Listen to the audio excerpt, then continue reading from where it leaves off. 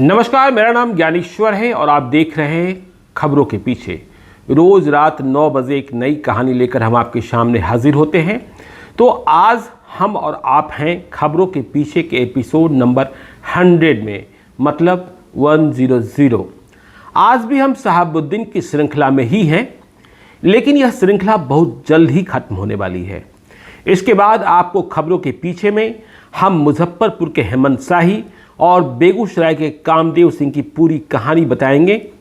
हम अपने नए दर्शकों को बताना चाहते हैं जो रोज़ बड़ी संख्या में जुड़ रहे हैं, उनका स्वागत भी करते हैं कि खबरों के पीछे में शहाबुद्दीन की सीरीज एपिसोड नंबर 71 से शुरू हुई थी। इसलिए शहाबुद्दीन को, सिवान के शहाबुद्दीन को यदि आप पूरा जानना और समझना चाहते हैं तो आपको खबरों के पीछे का एपिसोड नंबर 71 से लेकर 99 तक भी अवश्य ही देखना चाहिए।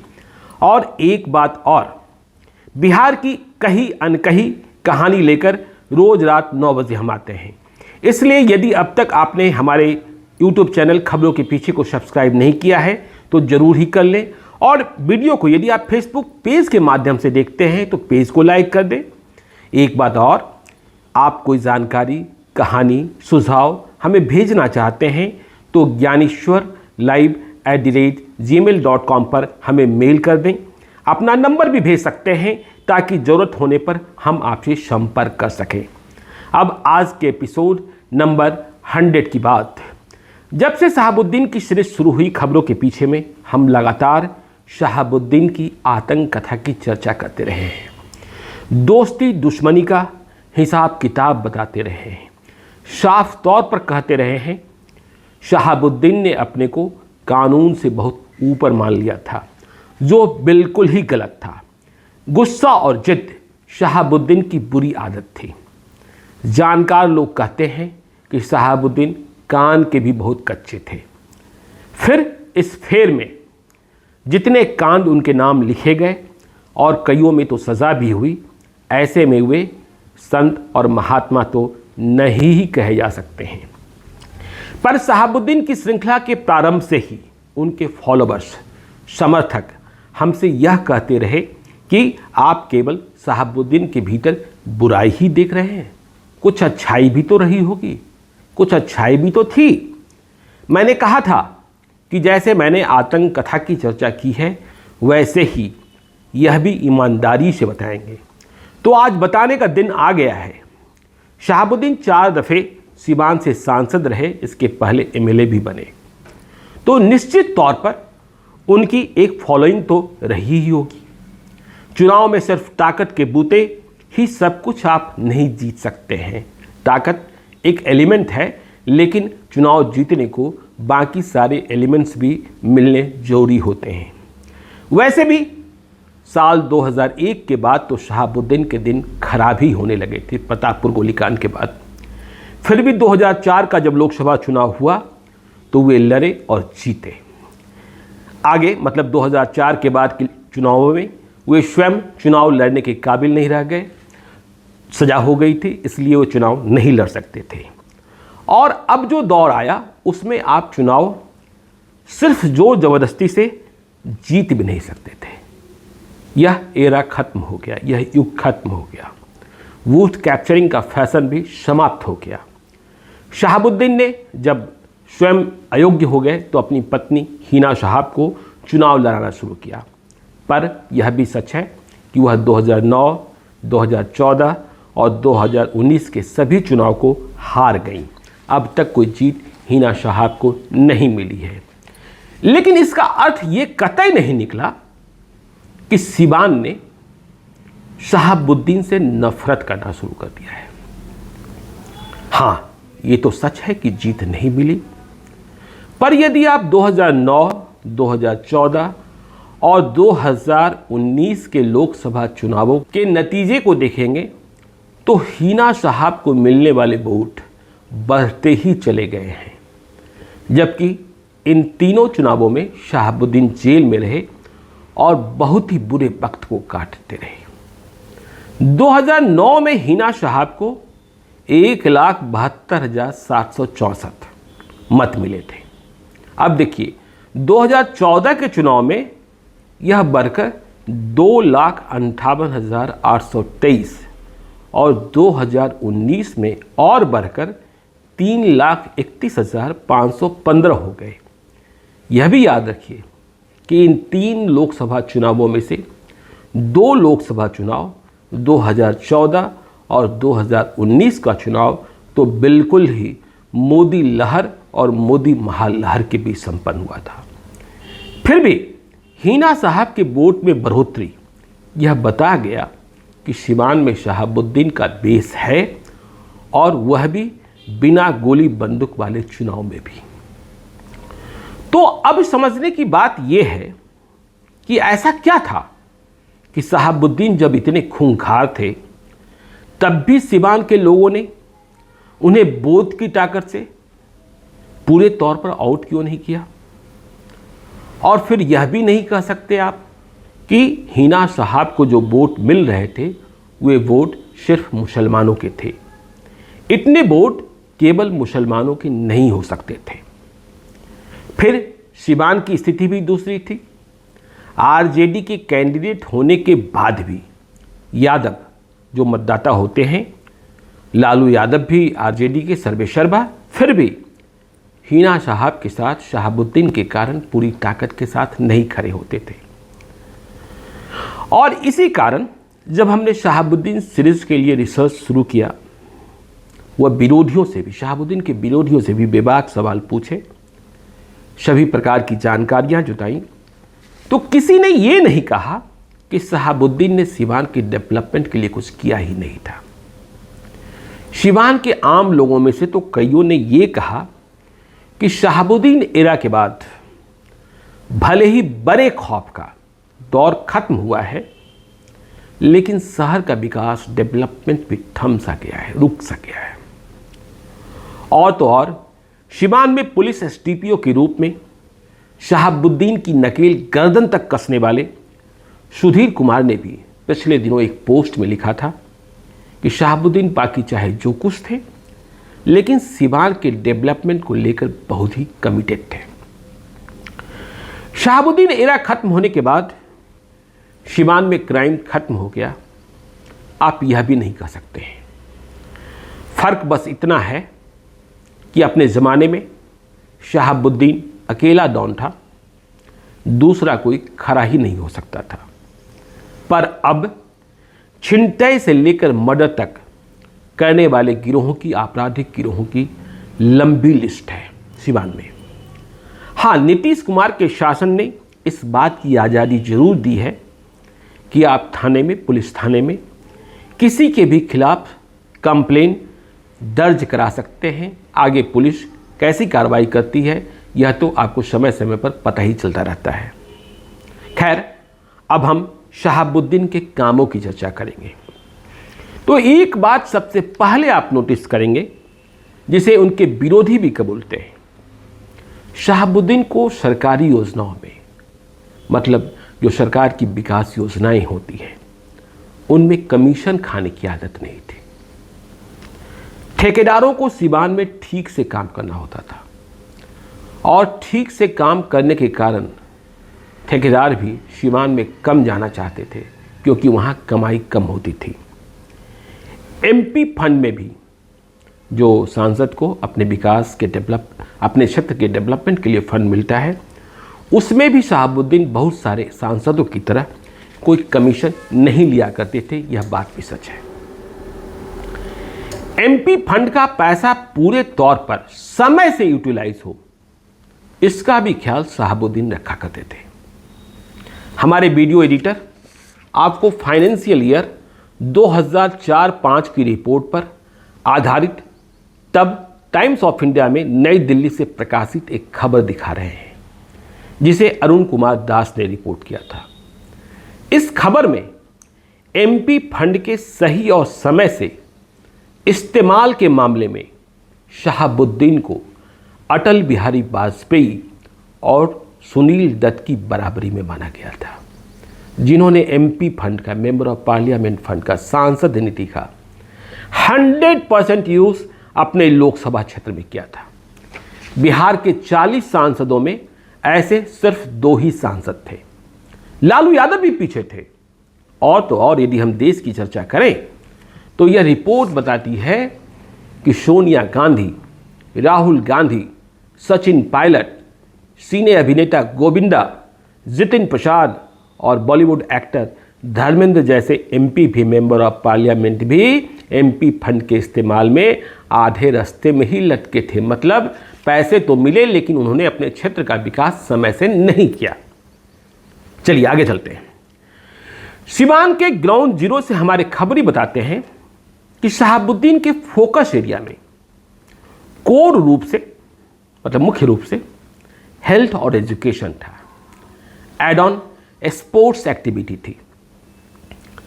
यह तो गलत था ही कि वे स्वयं को सरकार मान बैठे थे, पर जिस तरीके से डॉक्टरों की मनमानी पर शहाबुद्दीन ने अंकुश लगाई थी, उसे सिवान के आम अवाम लोग, जिनके लिए रुपए रुपए की कीमत है, वे आज भी याद करते हैं। दूसरा कोई वैसा अब नहीं कर पाया, शायद अब किया भी नहीं जा सकता।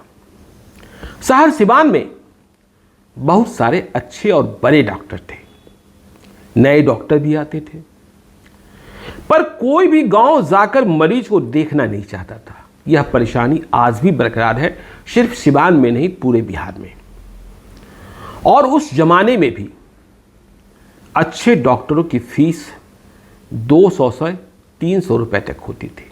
उस जमाने में 200 रुपये और 300 रुपये बहुत बड़ी धनराशि होती थी, जो कि किसी भी गरीब परिवार के लिए आसानी से दे पाना संभव नहीं होता था। ऊपर से जांच वगैरह का खर्चा। तो शहाबुद्दीन ने पूरी ताकत के साथ यह तय कर दिया कि डॉक्टरों को, जितने डॉक्टर हैं, सरकारी या गैर सरकारी, उन्हें महीने में 2 दिन गांवों में जाना होगा। मतलब गांव में जाएंगे और मरीज देखेंगे, तारीख पहले बताएंगे, गांव पहले बताएंगे। मरीज को गांव में ही उनके दरवाजे पर देखेंगे या कोई केंद्र लगाकर देखेंगे।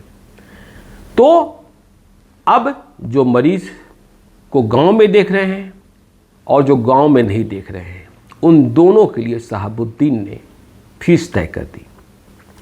शहाबुद्दीन ने तय किया कि ऐसे डॉक्टर जो महीने में 2 दिन गांवों में जा रहे हैं, वे अधिकतम, देखिए मैक्सिमम 100 रुपये की फीस ले सकेंगे। बाकी कोई भी डॉक्टर जो गांव में जाकर मरीज को नहीं देख रहा है, वह 50 रुपये से अधिक की फीस नहीं ले सकता है। शहाबुद्दीन ने इसकी मॉनिटरिंग करने के लिए एक कमेटी भी बना दी, जिसमें सभी प्रकार के लोग शामिल थे और इस कमेटी के समक्ष शिकायत की जा सकती थी। इसे भी ध्यान दिया जाने लगा कि फीस कम लेने के कारण डॉक्टर कहीं जांच आदि तो अधिक नहीं लिख दे रहे हैं, क्योंकि तब यह माना जाता था कि लैब वाले जांच के लिए भेजने वाले डॉक्टर को 30% कमीशन बहुत ही ऑनेस्ट, ईमानदारी के साथ पहुंचा दिया करते थे। तो शहाबुद्दीन ने इस पर भी अंकुश लगाने का काम किया और जब तक ताकत रही, शहाबुद्दीन ने इस नियम को इतनी कड़ाई से लागू कराया कि डॉक्टरों का समूह तो उनका दुश्मन हो गया, लेकिन पब्लिक फिदा हो गई। अब कोई रोक टोक नहीं है। फिर देखिए, जब हम कह रहे थे कि हेल्थ सेक्टर पर शहाबुद्दीन का फोकस था, तो शहाबुद्दीन ने सिवान के अस्पतालों की व्यवस्था को ठीक कराने के लिए भी बहुत सारे कार्य किए। रेड क्रॉस और ब्लड बैंक की व्यवस्था बिल्डिंग सहित कराई। शहाबुद्दीन के बाद आगे क्या हुआ, सिवान के लोग बहुत कुछ बताते हैं। सदर अस्पताल की बिल्डिंग का निर्माण भी तब की ज़रूरतों के हिसाब से कराया गया। दयानंद आयुर्वेदिक कॉलेज एंड अस्पताल को नई बिल्डिंग दी। इस कॉलेज की स्थापना का श्रेय तो सिवान के सपूत प्रोफेसर बीबी मिश्रा को जाता है, जो ऑक्सफोर्ड तक गए। पहले प्रिंसिपल डॉक्टर रामचंद्र त्रिपाठी बने थे, पर बिल्डिंग और अन्य सभी इंफ्रास्ट्रक्चर के साथ दयानंद आयुर्वेदिक कॉलेज एंड अस्पताल को बड़ी पहचान शहाबुद्दीन ने ही दिलाई। यूनानी कॉलेज एंड अस्पताल को भी खुलवाया। शहाबुद्दीन, जैसा हमने पहले के एपिसोड में भी बताया है, महिलाओं को लेकर बहुत ही संजीदे होते थे। वे जंगल राज के उस दौर में भी कहा करते थे कि सिवान में रात को भी महिलाएं टहल सकती हैं। जब टहलेंगी तो उन्हें छूने छेड़ने की कोई हिम्मत नहीं कर सकता है। हालांकि इस दावे से मैं बहुत सहमत नहीं होता, कारण कि तब सिवान में शाम के बाद से ही औरतों के लिए क्या, मर्दों के लिए भी सन्नाटा पसर जाता था।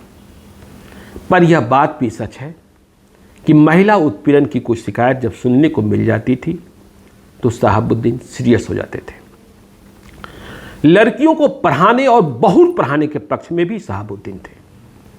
आज भी सिवान के लोग याद करते हैं कि कैसे इसके लिए शहाबुद्दीन ने विद्या भवन गर्ल्स कॉलेज की भव्य इमारत का निर्माण कराया, अपनी देखरेख में करवाया ताकि कुछ गड़बड़ न हो जाए। और इस नई बिल्डिंग के निर्माण ने सिवान की लड़कियों को सपने ऊंचे करने का अवसर प्रदान किया। फिर एक बात और है, इमेज चाहे जैसी हो, शहाबुद्दीन परीक्षाओं में, एग्जाम्स में नकल के, चीटिंग के खिलाफ थे। आप दूर बैठकर इस पर भरोसा नहीं कर सकते जो मैं आपको बता रहा हूं, लेकिन सिवान के पुराने लोग यह बताएंगे। तब बिहार के दूसरे जिलों में मैट्रिक और इंटर की परीक्षाओं में कदाचार का, मतलब चोरी का डंका बजता था, लेकिन शहाबुद्दीन सिवान में इसे रोकने की कोशिश करते थे।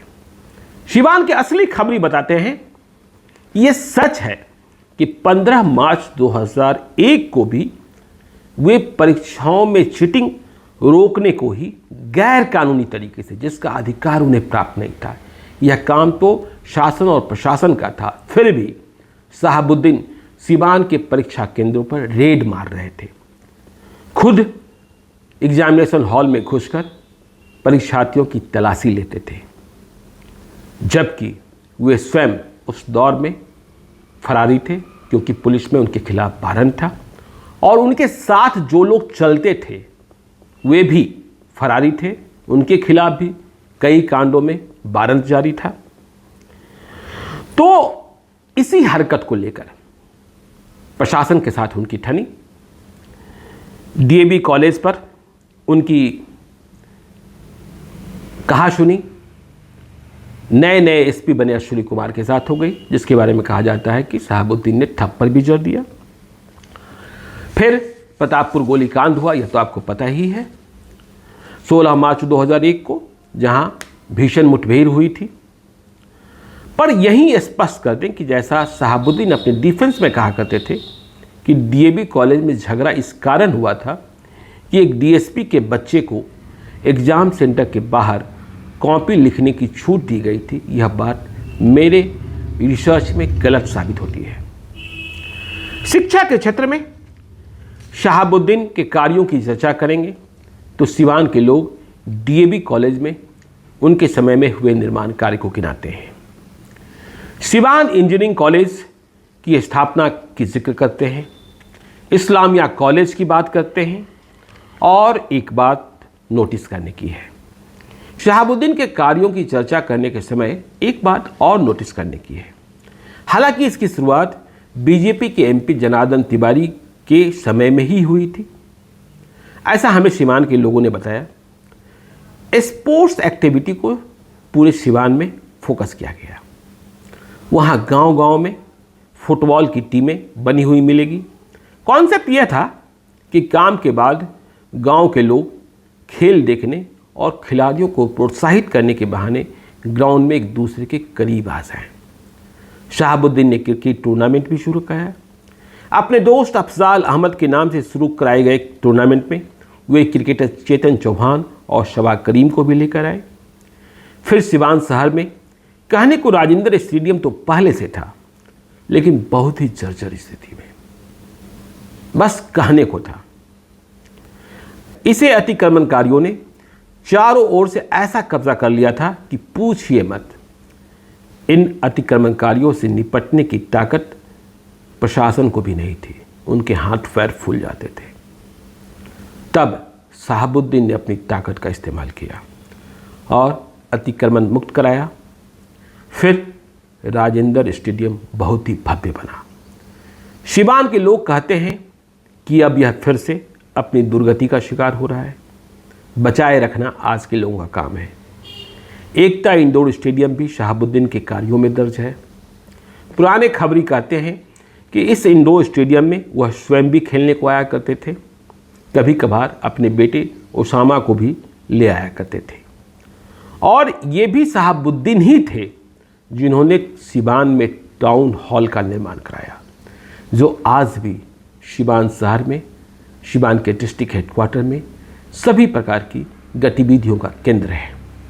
सिवान शहर की सड़कों का अपलिफ्टमेंट और ड्रेनेज सिस्टम का निर्माण भी शहाबुद्दीन ने अपने कार्यकाल में ही पूरी तन्मयता के साथ कराया। तो आज के लिए इतना ही। हमें लगता है कि आज उन दर्शकों की शिकायत निश्चित तौर पर दूर हो गई होगी जो बार बार कह रहे थे कि हम शहाबुद्दीन के किए गए कार्यों की चर्चा, सिवान में किए गए कार्यों की चर्चा नहीं कर रहे हैं। और इन कार्यों से यह भी सही है कि सिर्फ मुसलमान या कोई जाति विशेष ही प्रभावित नहीं हुआ, लाभान्वित नहीं हुआ, सबों को इसका लाभ मिला।